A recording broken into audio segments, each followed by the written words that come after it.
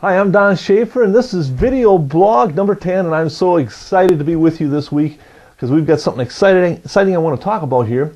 We want to talk a little bit about you and how you perceive things, and because everything about your life is how you understand it and how you perceive it. And it's interesting to know that a lot of times we get ourselves caught up in judging different areas in life and saying this isn't good and this person isn't good because we really don't understand them.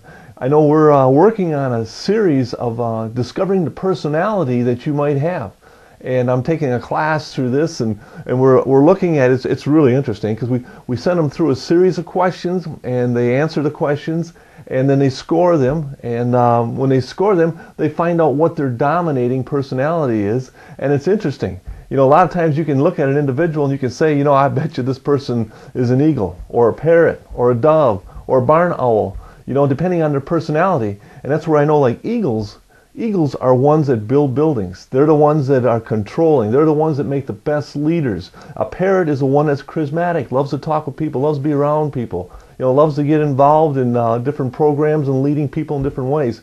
And then you get a dove, and a dove wants you to love them. And they will do most anything to help please people. You know, it's a dove personality. And then we have the barn owl. The barn owl, everything has to be perfect. These are the ones that read the manuals, the owner's manuals when you buy something. They're the ones that check out everything to make sure everything is just right. That's a barn owl. See, and then what we're looking at is we're looking at people in a different perspective and realizing that the way you judge people is off your personality.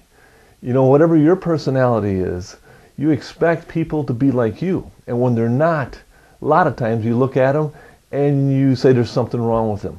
There isn't nothing wrong with them. They just have a different personality. And that's where I know a lot of times in households have all kinds of struggle because say the dad is a dove, wants to please everybody, and the son is an eagle. You know, this is a guy that wants to be in charge. This is a guy that wants to build something big or do something big in life.